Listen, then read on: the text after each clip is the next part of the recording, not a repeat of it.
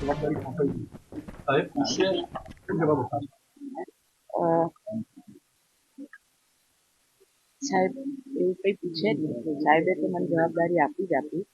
મારી ભારતીય જનતા પાર્ટી એ મને જે જવાબદારી આપી હું બહુ ખુશ છું. અને સાહેબે તો મને 10 વર્ષ સાંસદ બનાવ્યો, ત્રીજી વખત બી આપી. હું બહુ ખુશ છું. ભારતીય જનતા પાર્ટી મારા મોદી સાહેબ બહુ ખુશ છું. આજે તો હું ભારતીય જનતા પાર્ટીના કાર્યકર્તા તરીકે સેવા કરવા જઈ રહી છું. આ મારું નક્કી છે. રંજનબેન સાથે વાત કરવાનો પ્રયાસ કરીએ. બેન, લોકસભાના ભારતીય જનતા પાર્ટીના ઉમેદવાર રંજન ભટ્ટે નાના કહેતા પણ ભીની આંખાએ છેલ્લે પોતાની ઉમેદવારી રદ કરવા માટેનો નિર્ણય લીધો. કહીએ કે ન કહીએ પણ વડોદરા ભારતીય જનતા પાર્ટી તો વડોદરા ભાજપના ઉમેદવાર જેમનું નામ જાહેર કરવામાં આવ્યું છેલ્લા ઘણા સમયથી વડોદરામાં અપ્સ એન્ડ ડાઉન્સ ચાલી રહ્યા છે. અંદર જ ઉકળતા ચરુ જેવી સ્થિતિ હતી. શું એ કારણોસર સ્વેચ્છાએ જ રંજનબેન ભટ્ટે કહેવું પડ્યું છે કે હું ચૂંટણી નથી લડવાની? કારણ કે થોડા સમય પહેલા આપણે જોયું હતું કે જ્યોતિબેન પંડ્યાએ તેમનો વિરોધ કર્યો હતો, એ ચહેરાનો વિરોધ કર્યો હતો, તેમની કામગીરીનો વિરોધ કર્યો હતો. તો ઉમેદવારી પરત લીધા બાદ રંજનબેન ભટ્ટનું નિવેદન છે કે હું કાર્યકર્તા તરીકે હું કામ કરીશ. મારી બદનામી મેં ઉમેદવારી પરત ખેંચી છે. જે બદનામી થઈ રહી છે મારે હવે ચૂંટણી નથી લડવી. કારણ કે જે રીતે એક બાદ એક વિરોધ તેમની સામે ઉકળતો ચરુ જેવી સ્થિતિ હતી અને તેને લઈને જ રંજનબેન ભટ્ટે કહેવું પડ્યું છે કે હું ચૂંટણી નથી લડવાની. સવાલ એ છે કે શું હાઈકમાન્ડ તરફથી પણ તેમને હા કહી દેવામાં આવ્યું છે, તેમની વાતને સ્વીકારી લેવામાં આવી છે? તો આ અંગે જ વધુ અપડેટ મેળવીશું. સંવાદદાતા પ્રણવ પણ આપણી સાથે જોડાઈ ગયા છે. છેલ્લા ઘણા સમયથી અપ્સ એન્ડ ડાઉન્સ સૌથી ચર્ચાસ્પદ આ બેઠક અત્યાર સુધીમાં રહી છે.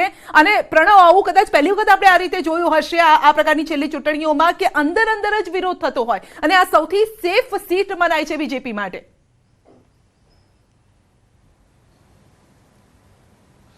સંધ્યા, ભારતીય જનતા પાર્ટી તો પહેલા શિસ્તવાળી પાર્ટી છે. એ પાર્ટીની અંદર એટલી શિસ્તતા છે કે કાર્યકર્તા હોય કે પ્રદેશનો પ્રમુખ હોય તમામ લોકો શિસ્ત સાથે કામ કરતા હોય છે. પરંતુ પહેલી વખત બને છે કે ભારતીય જનતા પાર્ટીની અંદર કે લોકસભા ચૂંટણી એ પણ વડોદરા જેવી બેઠક જે સૌથી સિક્યોર બેઠક માનવામાં આવે છે ભારતીય જનતા પાર્ટી માટે, તેની અંદર જે ઉમેદવાર જાહેર થાય છે તે ઉમેદવારોને લઈને વિરોધનો વંટોળ ઊભો થાય છે. જાહેરમાં મીડિયા સમક્ષ ભારતીય જનતા પાર્ટીના જ નેતાઓ સમક્ષ આવે છે, એ પણ મહિલા નેતા સામે આવે છે અને ગંભીર આક્ષેપો જે વર્તમાન ઉમેદવાર જાહેર કર્યા તેની સામે લગાડવામાં આવે છે. રંજનબેન ભટ્ટ 2 ટર્મથી વડોદરાના સાંસદ રહી ચૂક્યા છે. કારણ કે સૌથી પહેલા જ્યારે 2014માં ત્યાંથી પ્રધાનમંત્રી નરેન્દ્ર મોદી લડ્યા હતા, ત્યારબાદ પેટા ચૂંટણી બાદ થઈ તેની અંદર જે કહી શકાય કે રંજનબેન ભટ્ટ આવ્યા. ત્યારબાદ બીજી ચૂંટણી થઈ 2019માં, તેમાં પણ રંજન ભટ્ટ ચૂંટણી લડે છે અને જીતે છે અને સારી મેજોરિટી મતો સાથે જીતે છે. એટલે કહેવાય કે ભારતીય જનતા પાર્ટીનો ગઢ છે. સૌથી મોટો સવાલ એ જ છે કે જે શિસ્તવાળી પાર્ટી છે તેમાં અશિસ્તતા કેમ જોવા મળી? એક તરફ રંજનબેન ભટ્ટ જે રીતે મીડિયા સમક્ષ પણ પોતાની જે દિલની લાગણી વ્યક્ત કરી કે મેં કોઈ પણ પ્રકારના ખોટા કામો નથી કર્યા, મને બદનામ કરવાની કોશિશ થઈ રહી છે, મારી ઉપર લાગેલા આક્ષેપો છે તે ખોટા છે, હું એક કાર્યકર્તા તરીકે કામ કરતી રહીશ. અને સાથે જ એ પણ એ સ્પષ્ટતા કરી કે ઉમેદવારી પત્ર પાછું ખેંચવા માટે મને કોઈ કહ્યું નથી, મેં મારી જાતે આ નિર્ણય લીધો છે. પરંતુ આપ રાજકીય રીતે સમજી શકો છો અને આપણે દર્શકો પણ સમજશે કે રાજકીય રીતે કદાચ વ્યક્તિગત ઈચ્છા નહીં હોય રંજનબેનની, પરંતુ કદાચ પાર્ટીમાંથી પ્રેશર થયું હશે કે આપનું ઉમેદવારી જે છે તે પરત ખેંચો. કારણ કે જે રીતે વિવાદ થયો છે, પોસ્ટરો લાગ્યા, પોસ્ટરો બાદ એક નવો વિવાદ ઊભો થયો કે આ પ્રકારના પોસ્ટરો કોણે લગાડ્યા. પોલીસે કાર્યવાહી કરી, અનેક લોકોને પકડ્યા પણ ખરી, પરંતુ જે સેફ સીટ છે જ્યાં એક કાર્યકર્તાઓને મેસેજ આપવાનો પ્રયાસ પાર્ટી હંમેશા માટે કરતી હોય છે સંધ્યા, એ જ મત વિસ્તારની અંદર, એ જ કોન્સ્ટિટ્યુટ વિધાનસભા લોકસભા બેઠકની અંદર એક વિવાદ થાય છે અને રંજનબેન ઉપર ગંભીર આરોપો લાગે છે. અને આ ગંભીર આરોપો કોઈ વિપક્ષ નથી લગાડી રહ્યું, પણ એ ગંભીર આરોપ ખુદ સત્તા પક્ષમાં જ રહેલા જે મહિલા આગેવાન છે, જે ભારતીય જનતા પાર્ટીના રાષ્ટ્રીય મહિલા મોરચાના ઉપાધ્યક્ષ છે જ્યોતિબેન, તે ગંભીર આક્ષેપો લગાડે છે કે કઈ રીતે કાર્યકર્તાની અવગણના થઈ રહી છે. કેમ એવું બને છે કે માત્ર રંજનબેનને જ તમે રિપીટ કરી રહ્યા છો? એવું શું કારણ આવી રહ્યું છે? મોલને લઈને એક આક્ષેપ કર્યો કે કદાચ પોતાના અનેક મોલો ચલાવી રહ્યા છે, કંઈક આર્થિક રીતે પણ તેની સાથે સંકળાયેલા છે, તે પ્રકારનો પણ આક્ષેપ ભારતીય જનતા પાર્ટીના જ મહિલા આગેવાને કર્યો.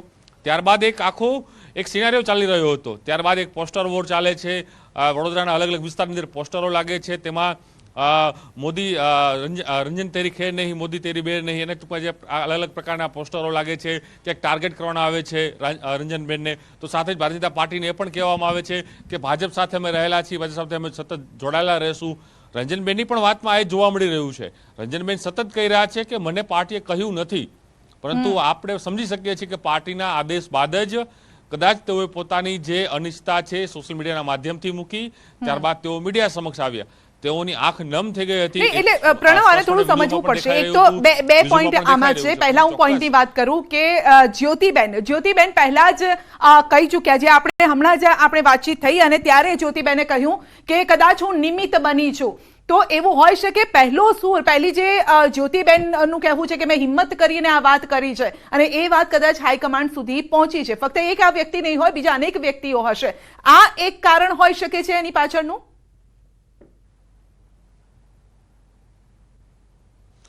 સંધ્યા, ચોક્કસ. કારણ કે મેં પહેલા જ કહ્યું કે ભારતીય જનતા પાર્ટી એ શિસ્તની પાર્ટી છે. તેમાં કાર્યકર્તા હોય કે પ્રદેશના પ્રમુખ હોય, તમામ લોકો શિસ્ત સાથે કામ કરતા હોય છે.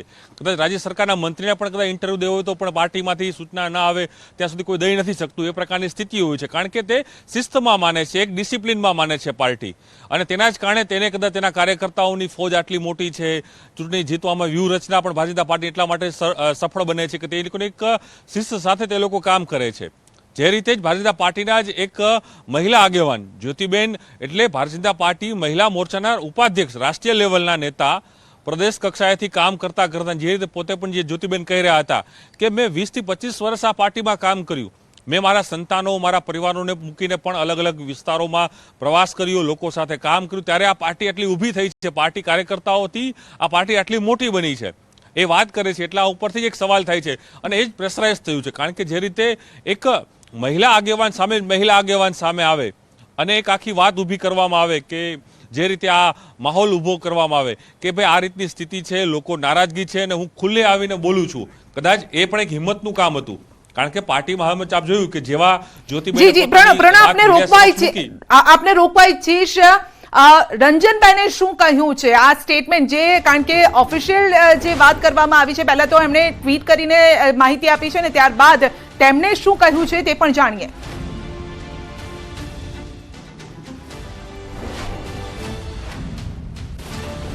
કોઈને બી આપો, મારી સમર્થન સમર્પિતતા કોઈ બી ઉમેદવાર માટે હશે, જેમ કે પાર્ટીના કાર્યકર્તા તરીકે હું કામ કરવાનું. કોઈની સાથે મેં વાત નથી કરી. મને નથી પાર્ટી સાથે સૂચના આવી કે નથી મેં કોઈ સાથે વાત કરી. કદાચ મારી પાર્ટી પણ આ જાણીને આશ્ચર્ય કરશે કે રંજનબેને આવો નિર્ણય કેમ કર્યો. પણ મેં નિર્ણય લીધો કે કોઈ વિચાર નહીં. મને એમ થયું, મારા અવધૂત પાસે બેઠી હતી ને મને એમ થયું કે બહુ થઈ ગયો હવે 10. કોઈને બી આપો, મારી સમર્થન સમર્પિતતા કોઈ બી ઉમેદવાર માટે હશે, જેમ કે પાર્ટીના કાર્યકર્તા તરીકે હું કામ કરવાનું. કોઈની સાથે મેં વાત નથી કરી. મને નથી પાર્ટી સાથે સૂચના આવી કે નથી મેં કોઈ સાથે વાત કરી. કદાચ મારી પાર્ટી પણ આ જાણીને આશ્ચર્ય કરશે કે રંજનબેને આવો નિર્ણય કેમ કર્યો. પણ મેં નિર્ણય લીધો કે કોઈ વિચાર નહીં. મને એમ થયું, મારા અવધૂત પાસે બેઠી હતી ને મને એમ થયું કે બહુ થઈ ગયો હવે 10.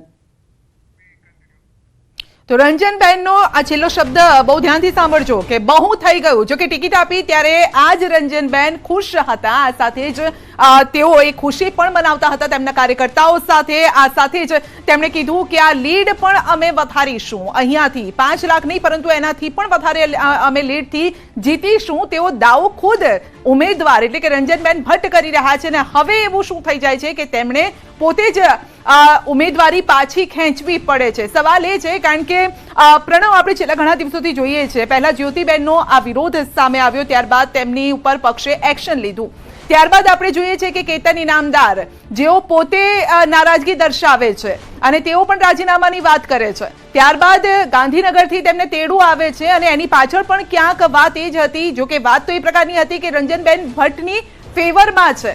તો આ પ્રકારની જે ઘટનાક્રમો સામે આવી રહ્યા છે શું દર્શાવી રહ્યા છે?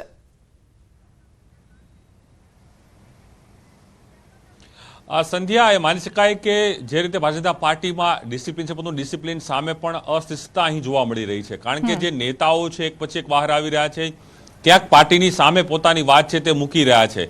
પાર્ટી જેમ મોટી થાય છે તેમ નેતાઓની અપેક્ષા પણ વધતી હોય છે. તે એક કારણ એ પણ માનવામાં આવે છે કે એક તરફ ડિસિપ્લિનની વાત થાય છે પાર્ટીમાં, પરંતુ તેની સામે પાર્ટીના નેતાઓ ખુદ પાર્ટીની સામે પોતે પોતાનો બળાપો છે તે કાઢી રહ્યા છે. આપણે જે રીતે વાત કરી, જ્યોતિબેન પહેલા બહાર આવે છે. વડોદરા એટલે સેફ સીટ ભારતીય જનતા પાર્ટીની માનવામાં આવે છે. એની અંદર ભારતીય જનતા પાર્ટીના કાર્યકર્તાઓ આ રીતે બહાર આવે, મીડિયા સમક્ષ પોતાનો બળાપો ઠાલવે. ત્યારબાદ કેતન ઈમાનદાર જે ધારાસભ્ય છે તે બહાર આવે છે અને તેઓ પોતે રાજીનામું આપી દે. એટલે કેટલી ગંભીર બાબત કહેવાય.